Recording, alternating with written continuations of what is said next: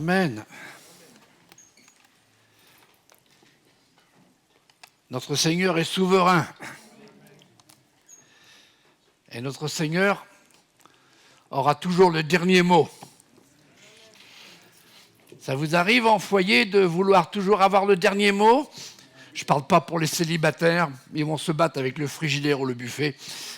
Et pour les couples, on veut toujours avoir le dernier mot. J'arrête là les commentaires parce que j'ai vu avec une femme, ma femme, et on a cessé de vouloir toujours avoir le dernier mot depuis des années. Dans ce dernier culte de l'année, face à l'aube d'une année nouvelle, il semble urgent et important de décider quelle sera notre position, notre attitude, notre comportement et notre engagement dans ce qui vient à l'horloge de ce monde, mais surtout à l'horloge de Dieu. Et le Saint-Esprit fait résonner dans mon cœur cette sonnette d'alarme. Que les temps difficiles que nous avons connus, il ne faut pas se leurrer, ces temps vont s'amplifier. Vous allez dire, ça c'est un drôle de message pour la fin d'année, très encourageant. Oui. Un autre, la Bible dit, et la foi d'un plus grand nombre se refroidira. J'ai bien aimé la parole que le Saint-Esprit a donnée à Isabelle. Et ça m'a fait penser, elle parlait d'un doudou. Moi, je voudrais vous parler de ma femme. C'est pas mon doudou. Ma femme, elle va me dire, qu'est-ce qu'il va dire ? Quand on fait des courses ensemble, on est dans un grand supermarché. Alors moi, je vais dans mes rayons préférés, les rayons préférés de tous les hommes, le saucisson, la charcuterie. Je sais aussi que ma femme, je la retrouverai parmi les légumes. Mais quelquefois, je ne la retrouve pas. Elle est tellement petite et les rayons, c'est tellement grand. Je me dis, ça y est, Seigneur, tu l'as reprise. Ou alors elle a été kidnappée, mais ce n'est pas bon pour ceux qui l'ont kidnappée. Et il y a le cœur qui se serre. Est-ce que je vais la retrouver ? Je vais la retrouver. Et puis, je me fie à mon flair. Je vais vers les légumes. Et là, je vois mon doudou bien-aimé. Mais j'aimerais vous dire, est-ce que vous n'auriez pas perdu Jésus de vue ? Et on doit faire très attention. Parce que l'ennemi veut absolument il veut atrophier notre vision. Il veut raccourcir notre vision. Il veut endormir notre conscience pour que nous oublions qui nous sommes, qui nous a sauvés, quel a été le prix de notre salut. Et bien souvent, on donne l'avantage à l'ennemi de nos âmes, l'ennemi de Dieu, l'ennemi de l'Église. Et il est temps de prendre position ou de réviser notre position, de savoir qu'avec Dieu, nous ne sommes jamais perdants. Mais faut-il être encore ? Il faut être avec Dieu. Il faut être avec sa volonté, dans sa volonté et l'obéissance. Regardons ensemble ce que Dieu nous dit dans sa parole et portons attention à ses conseils. Nous sommes ses enfants, nous sommes appelés à combattre le bon combat de la foi sans jamais baisser la garde, sans jamais tourner le dos à l'ennemi, parce qu'il frappera dès qu'il voit une faille, une faiblesse dans notre vie. Je voudrais que vous portiez votre attention sur le texte qui va être affiché sur l'écran, Néhémie chapitre 4, versets 13 et 14. C'est Néhémie qui parle. Et voici ce qu'il dit. C'est pourquoi je plaçais dans les enfoncements derrière la muraille et sur des terrains secs le peuple par famille. Tous avec leur... Là, il y en a qu'on a perdu là. Tous avec leur épée. leurs lances et leurs arcs. Je regardais et m'étant levé, je dis aux grands et aux magistrats et au reste du peuple, ne les craignez pas. Ça, c'est un bon message, ça. Pour 2031, Rivlin. Ou pour l'année prochaine. Il était déjà en 2031. Moi, je me voyais 2031, encore plus jeune. Souvenez-vous du Seigneur grand et redoutable et combattez pour vos frères, pour vos fils et vos filles et pour vos femmes. À l'époque, c'était au pluriel, on avait le droit d'avoir plusieurs. Aujourd'hui, c'est bien une, ça suffit. Et pour vos maisons. Et regardez le suivant, le texte suivant. Néhémie 4:20. Au son de la trompette, rassemblez-vous auprès de nous, vers le lieu de vous l'entendrez sonner. Et c'est le dernier chant que notre frère Rivlin a fait chanter. Notre Dieu combattra pour nous. Notre Dieu combattra. Tourne-toi vers ton voisin et dis, Dieu va combattre pour toi.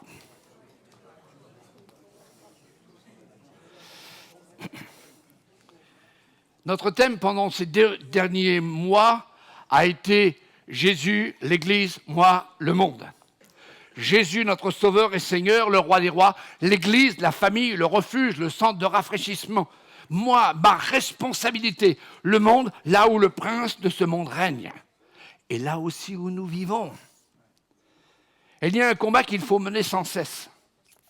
Et ne jamais se relâcher. C'est le combat spirituel. Et quelquefois, on est tellement fatigué, on a entendu par la bouche de Michel, on est fatigué, notre cœur est fatigué, notre cœur spirituel est fatigué. Et puis, on crie, c'est trop, j'abandonne. Eh bien, sachez que notre ennemi, lui, n'abandonne jamais. Il sera là jamais. Il ne prend jamais de pause. Il ne vient jamais vers toi avec une pancarte, je fais grève. Je te lâche pour 1 minute. Non, jamais. Il attaque. Et il attaque de plus en plus fort, car il sait que son temps est compté. Une question pour tous ce matin. Es-tu un combattant ou un exempté? Es-tu un soldat de Christ ou un réformé? Je ne parle pas de protestants réformés, mais réformé. Moi, j'ai essayé à l'armée d'être réformé, ça n'a jamais marché. On m'a toujours dit, bon pour le service. Est-ce que tu es sur le champ de bataille ou à l'infirmerie? Restez caché, tapis, pensant être protégé. Il y a le texte que nous avons lu qui nous dit, si vous vous battez pour votre famille, Dieu combattra pour vous. Et le thème que j'aimerais donner ce matin, dans ce dernier culte, c'est « Battez-vous pour votre famille ». Il y a quelques amens.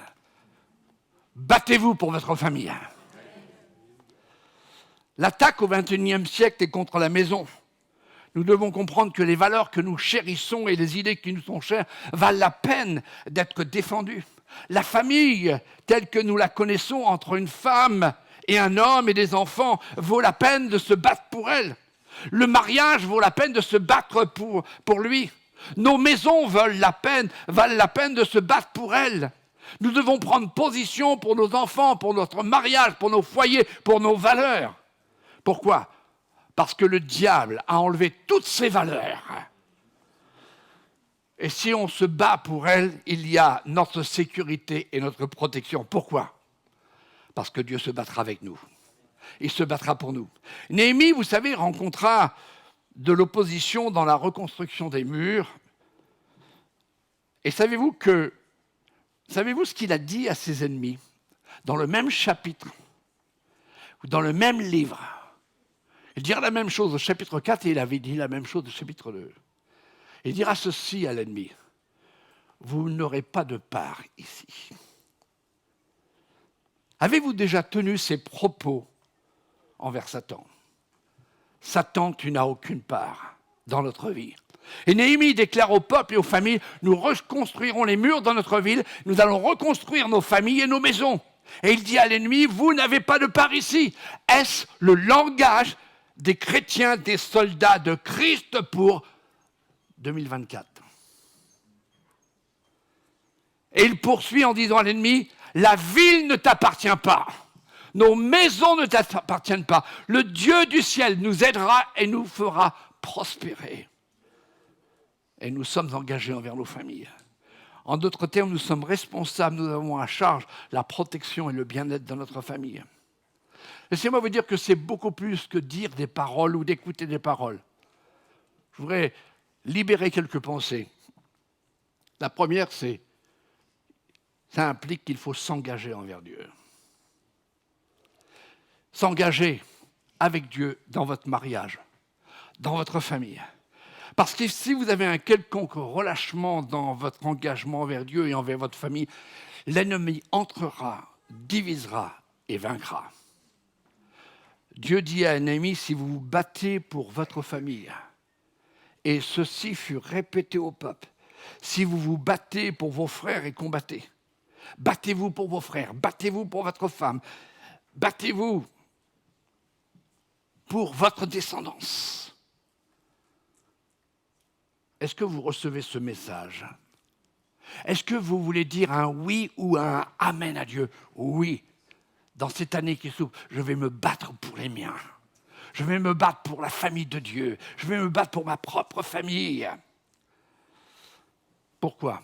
Eh bien parce que la famille est une institution de Dieu. Dieu créa l'homme et la femme. Le mariage vient de Dieu et leur objectif était de remplir la terre, de bénir la terre. De même pour nous. Notre famille, notre foyer a comme objectif de bénir ceux qui nous entourent. Et quand le foyer est désordonné, quand la famille est un petit peu disloquée, nous cessons d'être une bénédiction autour de nous. Une autre pensée, elle s'affiche, ne laissez pas la crainte vous saisir. Même si aujourd'hui cela paraît difficile de nos jours, nous ne devons pas craindre d'élever nos enfants dans les voies du Seigneur. C'est la promesse du Seigneur. Instruis l'enfant dans la voie qu'il doit suivre. Et quand il sera grand, il ne s'en détournera point. Et l'ennemi peut, par un esprit de peur, vous envahir. Les temps sont si graves. Mais nous devons continuer d'élever les enfants, les petits-enfants, selon le Seigneur en ces jours. Parce que nous avons une promesse extraordinaire. Aucune arme formée contre la maison qui est construite sur le rocher ne prospérera pas. Néhémie a reconstruit les murs, et laissez-moi vous dire que ces murs sont toujours debout à Jérusalem. Et il y a un mur où tous les Juifs prient, c'est le mur des lamentations. Et ce mur existe encore tout simplement parce qu'un homme a pris position. Je vais me battre pour ma famille, je vais me battre pour le peuple de Dieu. Peu importe ce que l'ennemi a fait à ta famille et à ta maison, l'Église a besoin aujourd'hui d'hommes et de femmes qui prennent ou reprennent position pour Dieu et qui se battent pour protéger ce que Dieu leur a donné le plus cher, la famille. Il n'y a pas de plus belle cause pour laquelle il vaut la peine de se battre, nos familles. Ce n'est pas facile de garder une famille unie. Ce n'est pas facile d'élever des enfants. De garder nos familles en un état intact.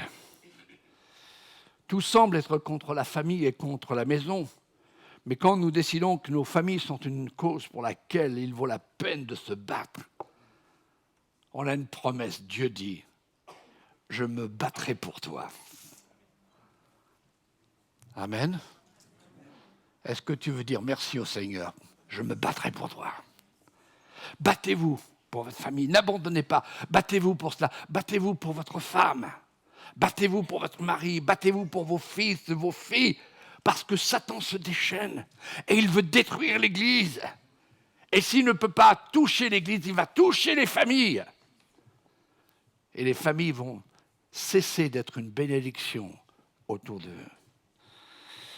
C'est l'objectif numéro 1 du diable. La première institution avant la nation était l'Église, et avant l'Église, il y avait des races de personnes. Et avant les races des gens, la seule chose qui a précédé la maison était Dieu lui-même. Et si la maison est la priorité numéro 1 du diable, alors nous ferons bien mieux de nous assurer que c'est la priorité première de notre combat. Moi, je suis heureux et reconnaissant que Dieu m'ait donné Stella. Je suis heureux que Dieu m'ait donné Stéphanie et Mathias. Je suis heureux que Dieu nous ait donné Eva, Zacharie, Zoé, Anna, Raphaël et les conjoints. Et je suis reconnaissant et je suis reconnaissant que Dieu nous ait bénis. Les moments les plus heureux de notre vie sont avec notre famille, mais en tant qu'homme de Dieu, responsable devant Dieu, je dois tenir ma position et me combattre et de les protéger dans la prière, de combattre dans la prière, dans la vérité et dans l'amour. Ils sont dans les écoles, ils sont dans les lycées, dans les collèges. Il y a toutes sortes d'influences. Je veux réellement être pour ma génération, ma descendance, un véritable influenceur. Celui qui combat pour eux. Profitez de votre famille, aimez votre famille, parce que l'ennemi veut faire tout ce qu'il peut pour diviser, conquérir et détruire. Il veut rendre votre famille malheureuse. Il veut rendre votre mariage misérable. Prenez position. Permettez-moi de vous dire, cessez vos chamailleries, vos enfantillages. C'est simplement une affaire d'orgueil. Mais il ne faut pas oublier que c'est la nature de Satan. Alors tu réfléchiras quand tu voudras avoir le dernier mot. Tu réfléchiras quand tu auras dit « je ne suis pas d'accord avec toi ».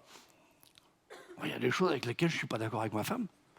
Puis il y a beaucoup de choses aussi, elle n'est pas d'accord avec moi. Mais se prendre le bec pour des choses futiles, ça donne l'avantage à l'ennemi. Le diable veut rendre notre relation avec nos enfants misérable. Et nous n'ignorons pas ses stratégies. Il est l'inventeur du divorce. Il est l'inventeur de la séparation. Il a séparé dès le commencement Adam et Ève. La Bible dit que nous devons nous battre avec amour. Pourquoi l'Écriture dit « Marie, aimez ». Oh, il y en a, les hommes, Marie, aimez.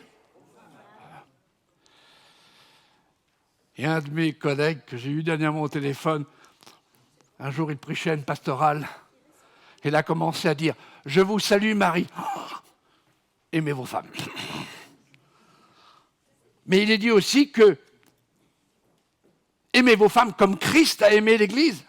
Le mari est le chef responsable de la maison, c'est lui qui maintient le combat. Mais son chef à lui, c'est Jésus, autour duquel la maison tient bon dans toutes les tempêtes. Une autre pensée que je voudrais dégager, je ne veux pas être trop long, mais c'est tellement important de partir du bon pied dans cette année qui vient, de prendre une position, de ne pas avoir une bonne assemblée avec les rangs bien remplis, avec de beaux visages, des sourires, des enfants, des adolescents, des gens d'un certain âge, pour ne pas dire les vieux. Et puis dire, quelle belle assemblée. La seule et véritable assemblée, c'est une assemblée qui est constituée de combattants, de ceux qui ne lâchent pas le morceau. Mais il y a un prix à payer. C'est un engagement coûteux. Cela vous coûte quelque chose de maintenir votre famille unie, de maintenir votre mariage, de tenir vos enfants ensemble et obéissant à la parole de Dieu. Ça implique du temps, de l'énergie, de la persévérance et de la détermination. J'ai lu cette histoire d'un grand professeur d'université qui arrivait au sommet de sa carrière et il a raconté à son entourage avec tristesse comment sa femme a été atteinte d'Alzheimer. Et à cause de cela, il a démissionné du conseil d'administration de cette université renommée aux États-Unis. Son conseil d'administration l'a supplié de rester. et tous ces hommes, ces femmes du conseil ont dit, nous ne te comprenons pas. Elle ne sait même pas comment tu t'appelles. Et il a regardé en arrière, il s'est retourné et il a répondu, elle a besoin de moi, elle ne sait peut-être pas quel est mon nom, mais je sais quel est son nom. C'est un engagement coûteux. Il y en a qui sont mariés, là, levez votre main. Vous savez que monsieur le maire, quelquefois, ou monsieur le curé, ou monsieur le pasteur, dit, on est mariés pour... Le meilleur pour le... Ma femme me disait, c'est moi la meilleure, c'est toi le pire. Mais savez-vous que c'est un engagement jusqu'à ce que la mort nous sépare. Et c'est la même chose avec le Seigneur. Nous sommes mariés, nous sommes fiancés d'abord avec Jésus. Et ce qui va nous permettre d'entrer dans le ciel, ce n'est pas parce que nous faisons partie d'une église, ce n'est pas parce que nos parents nous amènent dans une église, ce n'est pas parce que nous chantons les cantiques, c'est parce que nous aurons été fidèles jusqu'au bout. C'est un engagement qui nous demande de ne jamais céder au découragement, à la lassitude. Mais il y a un mot que j'aime beaucoup, de persévérer. Et dans ce mot persévérer, il y a percer et vous verrez. Persévérer dans la prière, persévérer dans les saints rendez-vous, persévérer dans la fidélité aux saintes assemblées, persévérer dans le service pour Dieu. Combien de fois le diable vous a arrêté dans votre service ? Être déterminé à vivre dans la volonté de Dieu sans jamais se relâcher. Encore une fois, ne laissons pas de faille par laquelle l'ennemi peut s'infiltrer.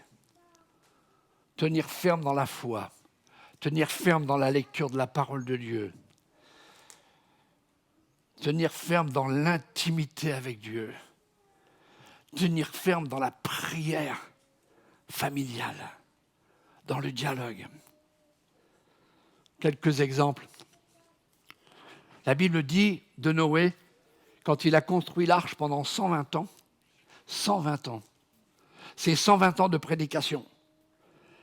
La Bible nous dit, Noé a fait rentrer sa femme et ses enfants, puis lui est entré le dernier, pour s'assurer que tout le monde était bien là.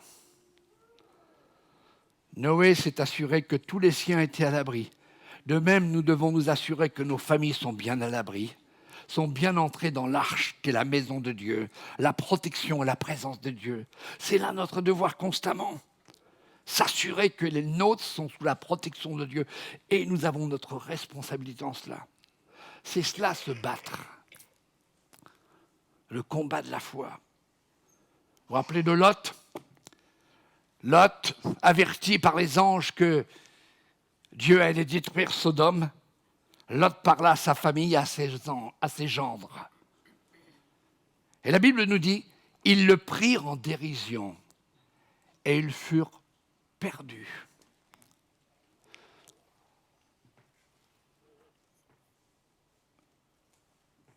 Ne pensez pas que c'est au prédicateur le soin de sauver votre famille. Ne pensez pas que c'est au pasteur ou à l'équipe pastorale. Ne pensez pas non plus que c'est aux moniteurs ou monitrices de clubs d'enfants ou d'écoles du dimanche ou de la jeunesse. Vous comptez sur eux, vous comptez qu'ils soient remplis du Saint-Esprit, et si ça ne va pas à la maison, c'est la faute de l'Église. Mais c'est à chacun notre rôle de croire de tout notre cœur, de prier de toute la force de notre être pour le salut de notre famille. Un peu comme ce geôlier qui a pris son épée pour en terminer avec la vie. Et Paul lui dit, ne te fais pas de mal. Et il dira, que faut-il que je fasse ? Crois au Seigneur et tu seras sauvé, toi et toute ta famille. Comme la prostituée Rahab,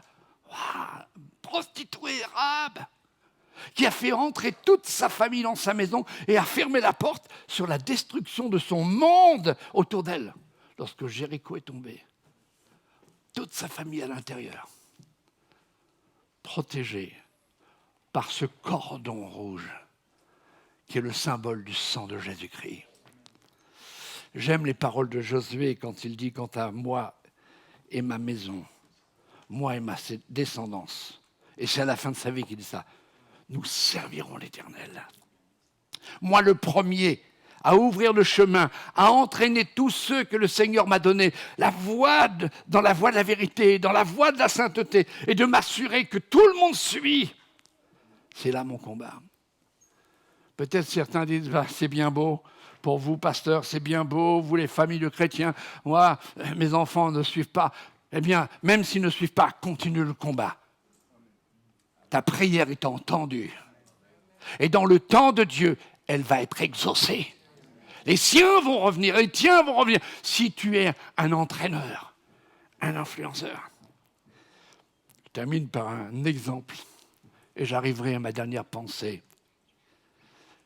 Vous connaissez tous cet homme qui a été bien attaqué, bien éprouvé, Job. Savez-vous que Job avait un travail ? Job, ça s'écrit exactement comme quand vous avez un job. Il avait un travail. Chaque jour, il construisait un autel et faisait un sacrifice en fonction du nombre de ses enfants après les fêtes qu'ils avaient faites. Au cas où ils auraient offensé Dieu, tous les jours, il répétait ce sacrifice continuellement. Je veux que vous voyiez Job tous les jours de sa vie. Il avait 10 enfants et une femme. Et tous les jours, il disait, je suis Job et j'ai un travail. Et mon travail, c'est de les apporter tous les jours devant la présence de Dieu. De les mettre, chacun de mes enfants, sous le sang précieux. C'était le sacrifice, le sang des animaux. Mais nous avons un sang qui parle beaucoup plus fort, c'est le sang de Jésus-Christ.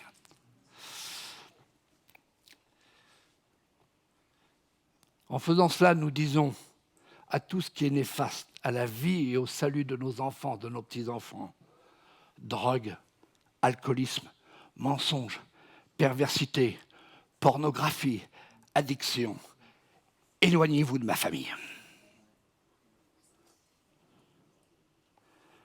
Vous n'avez pas lieu de venir sur ce terrain, parce que ce terrain est protégé par le sang de Christ. Aucune part dans notre famille. Je voudrais simplement, peut-être, ne pas être léger, mais vous dire, dans la vie spirituelle, ne soyez pas cool. Ne soyez pas cool. Un soldat en guerre n'est jamais cool. Un soldat dans le combat ne chantera « I believe I can fly ». Et quand vous faites ça, vous planez. Et le premier arbre, il est pour vous. Non, je dois me battre pour le salut. Je dois prendre en main l'épée de l'esprit et avoir dans ma bouche l'autorité de ma bouche et dire l'autorité de Dieu dans ma bouche et dire aucune part de l'ennemi dans ma famille, aucune part sur la vie de mes enfants. Vous direz peut-être c'est du vieux jeu, non, c'est biblique, c'est divin et c'est un ordre de Dieu. Il faut vivre pour Jésus et vivre en famille sans laisser une seule entrée à l'ennemi. Notre combat est de rester fort, attaché à Jésus dans nos positions et dans notre obéissance à Dieu. J'aurai encore des exemples, mais je vais laisser ce temps pour votre réflexion. Est-ce que vous êtes prêts à vous battre pour votre famille ? Est-ce que vous êtes prêts à vous battre pour vos enfants, vos petits-enfants ? Est-ce que vous êtes prêts à ne pas vous relâcher ? Votre famille est plus importante que votre carrière.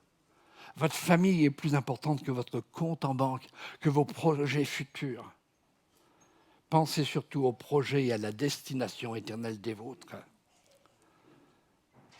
N'abandonnez pas, mais suivez le bon chemin et combattez le bon combat. Et cette dernière pensée, c'est celle-ci. Soyons un bon exemple à suivre, à imiter. J'ai lu ce matin dans mon bureau une citation d'un grand prédicateur. Il a été appelé le prince des prédicateurs, Spurgeon, qui a dit ceci. L'homme qui est à la maison tel qu'il est, il est exactement l'homme qu'il est en réalité. Est-ce que tu es l'homme que Dieu veut que tu sois à la maison? Alors tu le seras aussi dans le monde. Il y avait un avocat très célèbre aux États-Unis. Il était très célèbre, il remportait énormément des causes perdues. Mais il avait un problème d'alcool. Et sur le chemin quotidien de son cabinet d'avocat, il marchait dans les rues de Chicago et il passait toujours vers un bar pour boire. Puis après, il allait à son bureau. Et cela tous les jours. Et un jour, alors que la neige était tombée, il avait pris son chapeau et puis son écharpe. Et il marchait dans la neige. Et puis il allait en direction de son bureau en passant par ce bar. Et il a entendu un bruit derrière lui. C'était son petit garçon de 6 ans qui s'était faufilé et il marchait dans les empreintes de son père. Et son père se dirigeait vers le bar.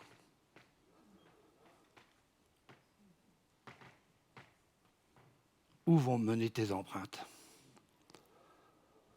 À ta mort, le seul héritage que tu auras donné à tes enfants et à ta descendance, à ta famille, c'est tes empreintes. Est-ce que tes empreintes mènent vers Jésus? Oui, mais ils sont tellement têtus, ils sont tellement... Peu importe. Continue de marcher vers Jésus et porte ce fardeau à Jésus. Et quand cet homme avocat s'est retourné et qu'il a vu son petit-fils, il a pris son petit-fils, il est retourné à la maison, il l'a mis dans les bras de sa mère, il est descendu au sous-sol, il s'est mis à genoux et il a commencé à pleurer. « Père, pardonne-moi. Je ne veux plus que mes pas mènent vers ce bar et entraînent mes enfants. » Ce que tu es dans la foi, c'est prophétique. C'est ce que deviendront tes enfants. Ce que tu es dans le combat, c'est ce que deviendront tes enfants.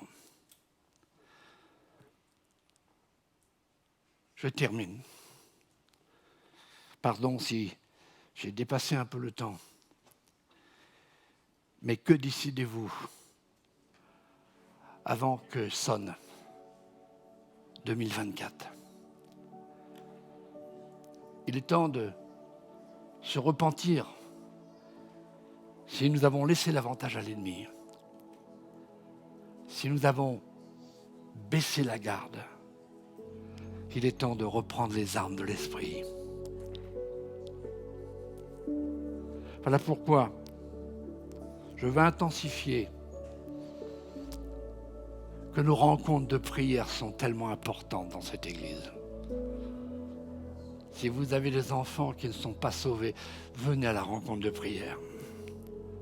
Ce n'est pas la rencontre de prière qui les sauveront, mais c'est votre position dans la prière.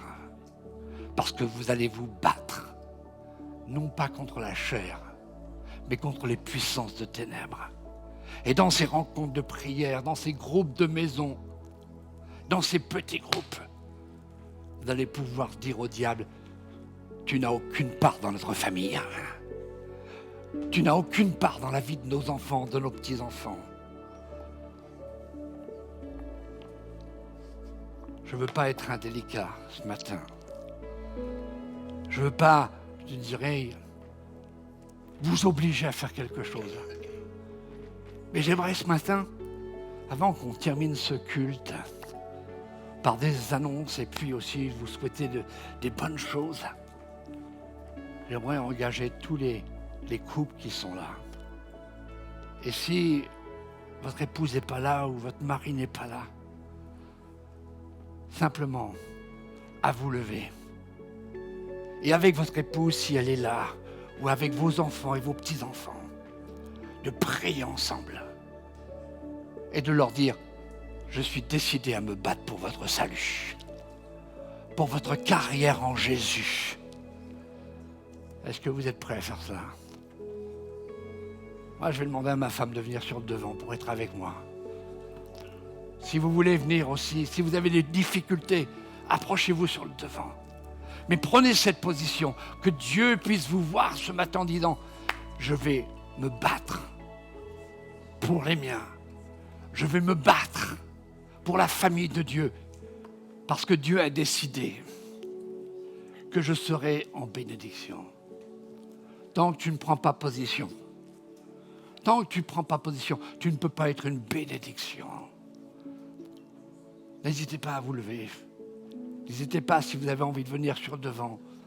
Mais priez. Les chefs de famille, priez. Et dites au diable, tu n'as aucune part parmi nous. Tu n'as aucune part parmi nous. Commencez à prier les uns avec les autres. Alléluia, Jésus. Simplement vous levez, on va chanter un chant. Dans ce chant, continuez à vous consacrer au Seigneur. Et ce chant, c'est aussi un chant qui va faire trembler l'ennemi. Que Dieu vous bénisse.